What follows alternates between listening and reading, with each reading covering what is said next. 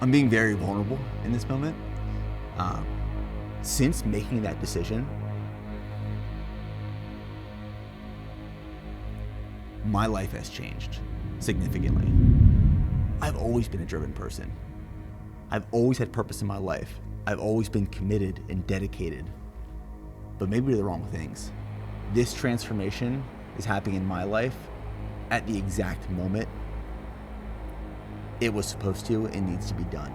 It doesn't change my level of effort or ambition, even the slightest.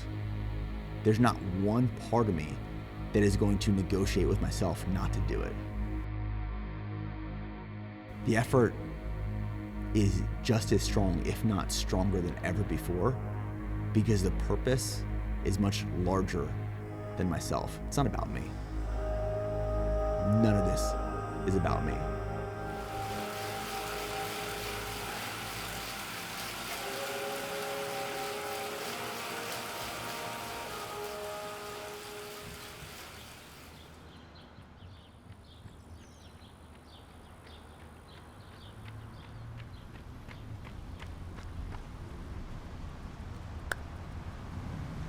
Today we are back on the track. So I just kicked off a 5-mile warm-up, and now I'm going into 10 800-meter repeats. So 10 800s with 60 seconds of rest in between each, and then there will be some cool down miles at the end. What I was thinking about during that warm-up was all about effort. Ironman prep itself is a lot of effort, but there are levels of intensity of effort depending on what the workout is, the specificity, the structure. There are certain workouts in the week that are zone 2, zone 3, easier, lower effort. And during those workouts, I can zone off. I have so much solitude and clarity of thought, and my mind, my brain is just cooking.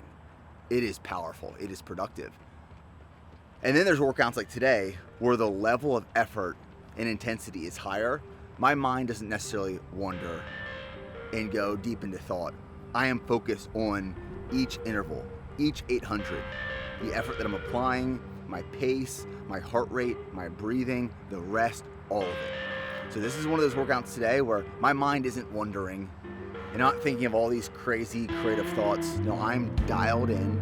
I am focused on this workout. Every second, every minute, every rep. So let's get after it.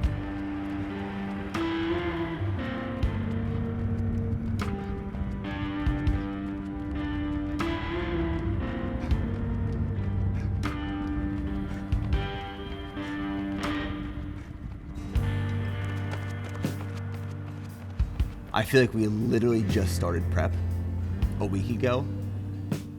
And to think that we are in week 6, it's an 18-week prep. We're a third of the way through. It's gonna be over before we know it. It's going really fast. It's a whole lot of fun. It's a ton of work. It's a lot of effort.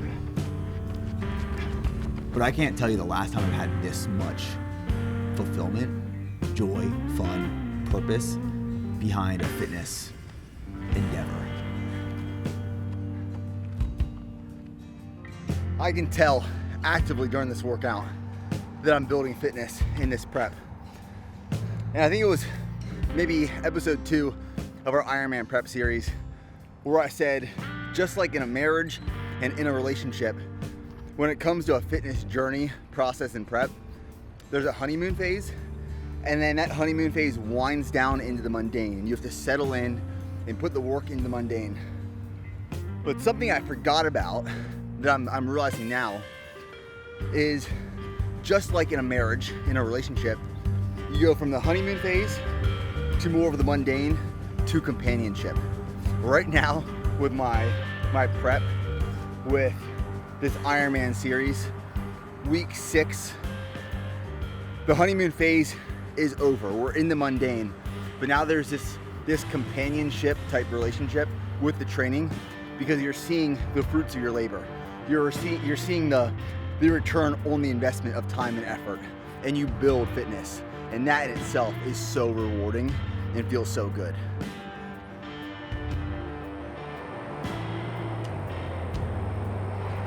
Last one, baby. Last one. That's 10. That'll be 10 strong reps. 10 really strong reps. Happy with this one, really proud of this one.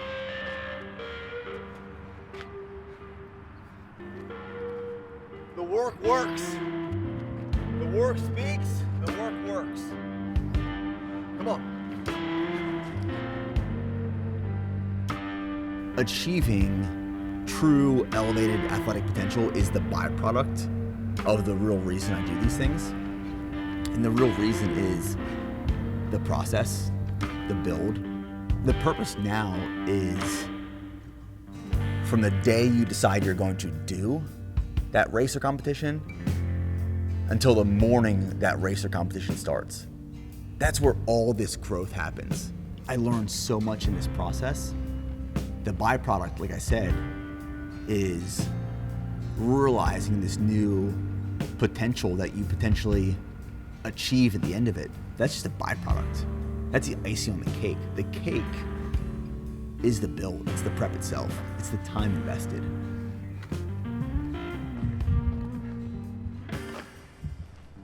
For the majority part of the last decade plus of my life, I have been glorifying hard work. And I believe in hard work, I do. Like hard work, it works. And it's done amazing things for my life. And the amount of work you put into something, you should and can expect the outcome to reflect that work, right? I know that. I've known that for a long time. But when it comes to my faith and my relationship with the Lord, for the longest time, that was an area of my life that I was not willing to put in the work. And I used to think that a relationship with God was passive and it was just supposed to happen on its own. And to be honest, for a long time, I wanted a stronger relationship with God. I wanted my faith to be more confirmed. And it wasn't because I wasn't willing to put in the work.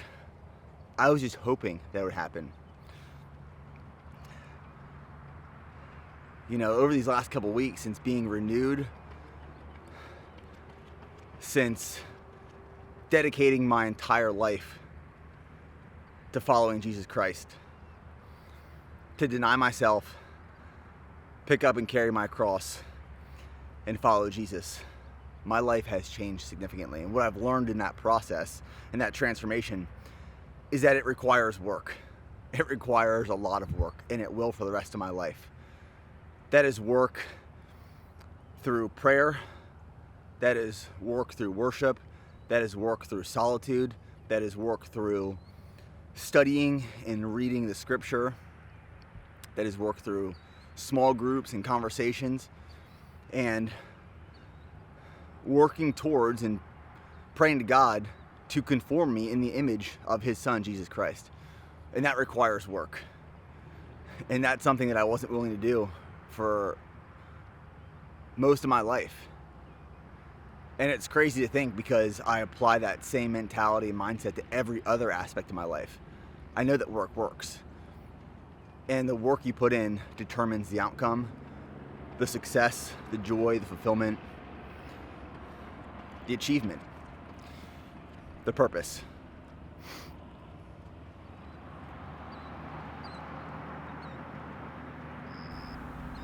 There's a quote in the Bible. It's Ecclesiastes 10:10. It is, "If the axe is dull and its edge unsharpened, more strength is needed, but skill will bring success." And the reason I share that is because we grow in these moments, in opportunities of discomfort. Once we stop pursuing these opportunities, once we stop putting ourselves in a position that is uncomfortable, we become dull. I don't want to become dull. I want to maintain that edge. I want to stay sharp, not just for myself, but for other people in my life, for my family, for my team, as much as it is uncomfortable to be uncomfortable, we know what comes from that. And once we stop pursuing that, the other side of it is dullness. I don't want that.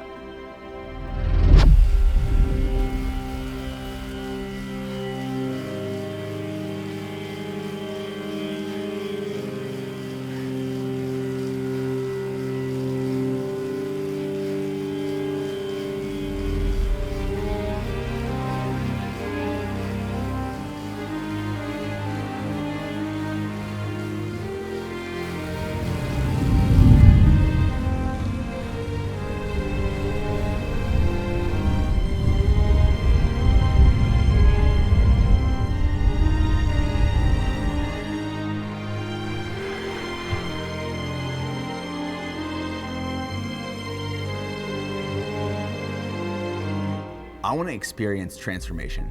As I've mentioned before, I do these things to experience an unlock. It is rarely for the finish line. It is never for the medal. It is never for the bib. It is the transformation, the unlock that happens during that entire process. That's what I've always wanted in these builds, these preps, and this one's no different. I want transformation. I want to feel that. I want to experience that. I want other people to see it too.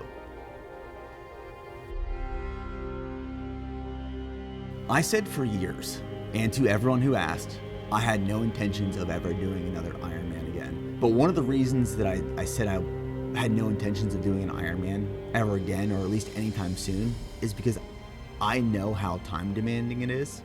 And I did not want time taken away from the team here at BPN. I didn't want time taken away from my family at home.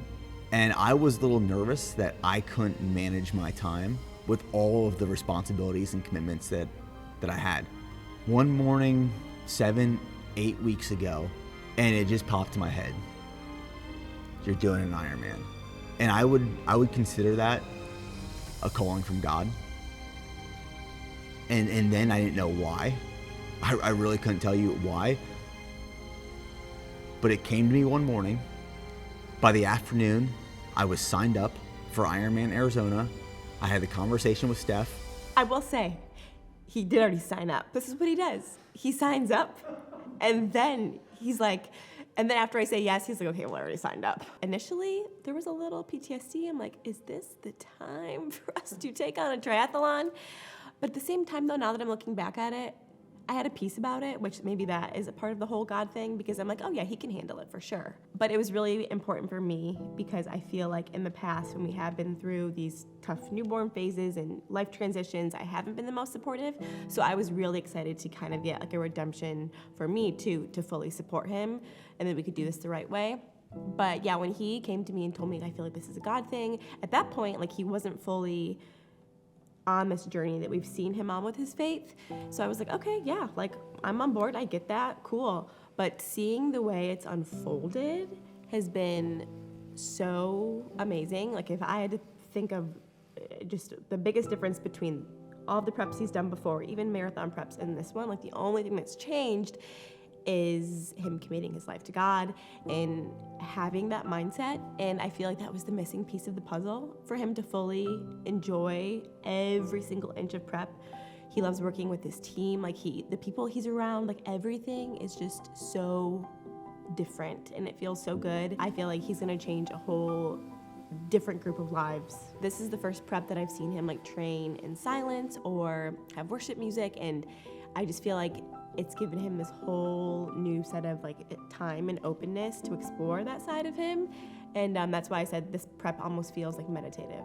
Like I know when he comes back here and he's back in the house at 6 a.m. after he ran, that he just went out and started the day like in quiet with God. And I feel like that was the missing piece of the puzzle the whole time, truly. We are born willing and able to do a lot of things. However, we are in control. We hold the ability, the action to go do those things. I was listening to this book the other day on my run, and it posed the question, are you pursuing a life to build a resume or to build your eulogy? And the purpose isn't necessarily what you did, what you accomplished, how much money you made, materialistic, worldly things, but what did you end up doing with those things that you received? You can do a lot of things. You can do all things. But you can only do so many things. And the things that you decide to pursue and do and focus on, and how you made people feel, and like I said, the legacy you leave behind, that's purpose. That is why we are here.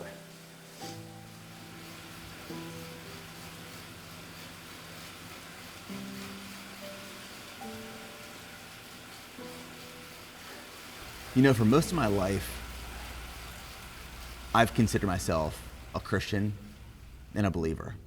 But if I'm being very honest, I wasn't committed.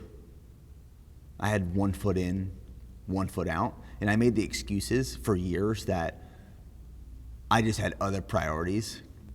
And I've learned so much in just these last couple weeks since going all in, surrendering, and committing my entire life to Jesus Christ. And if I think about it, you know, there have been many moments over the course of my life these last couple of years where God was trying to get my attention and I ignored it. I chalked it up to something different. And for a long time, I was looking for the answer. I was trying to find out what is that thing, that purpose, the why, the truth. And I can't tell you what happened or why it happened or exactly when it happened. But something woke me up. The only way I can describe it is that I was blind and now I see the truth. And that has been surrendering and giving everything to Jesus Christ, recognizing him as my Lord and Savior, actually feeling the Holy Spirit within me for the first time ever. And it feels so amazing. I can't even put it into words. I just sit in my bed at night thinking, here's the answer of what I've been searching for so long. And it was right in front of me. And I was trying to find every other thing or reason or purpose or why and solution. And it was right in front of me the entire time. This transformation that I'm experiencing, I've experienced surrendering everything to God, living a life of obedience. It doesn't change my level of effort or ambition, even the slightest. It potentially shifts the purpose, the reason, even how I approach certain things, where I spend time. The why has evolved, but it makes me want to work even harder because the purpose is more clear. You know, we have been gifted with this opportunity. We've been gifted with grace. I don't want to take that grace in vain. I want to maximize it. I want to utilize it because we're being told to, we're being called to. That's what's made this entire prep very enjoyable. It's like I get to put in this work because we've been gifted the opportunity. When I wake up and I see a 10-mile workout on a Wednesday morning, yeah, there's part of me that doesn't want to do it, but I know I'm gonna do it. There's not one part of me that is going to negotiate with myself not to do it. The effort is just as strong, if not stronger than ever before, because the purpose is much larger than myself. It's not about me. None of this is about me. I am so proud of him.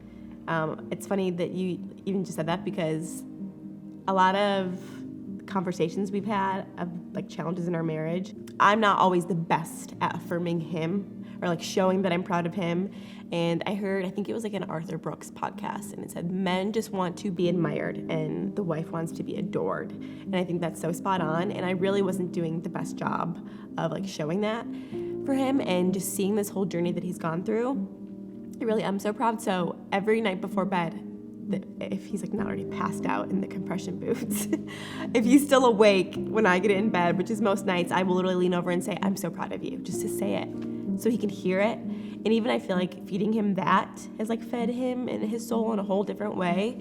So as much as it's been a transformative journey for him, it's for our marriage as well, and for me, because again, I feel like it's given me a second chance to be a more supportive wife on all fronts. But to see him using his platform in this prep to, number one, educate people on training, on fueling, that stuff's so important. But I feel like this time around, there's just a whole other dimension to it, and I did not expect this. You know, as I've shared, this prep is so different from any other prep I've done in the past because my life looks different. And within different seasons and chapters of life, you can still have these really ambitious goals, but at the same time, you can also be personally content and fulfilled and present with your other life responsibilities, your other life commitments. One of my goals with this prep is to show that as crazy as life may get, you can still have very ambitious goals. The way we approach these things is going to be unique and different and specific to our situations in our lives. But I want to show people that even when life gets complex and complicated, you still got to work. You got to work really hard to not allow that edge to become dull and keep its sharpness, and search for moments and opportunities of discomfort and growth and unlock. That's what I want people to take away from this whole series. It's not necessarily how to cross the finish line of an Ironman triathlon, but it's how to honor your commitments, put in the work, and experience massive growth without sacrificing the things that mean the most to you in life.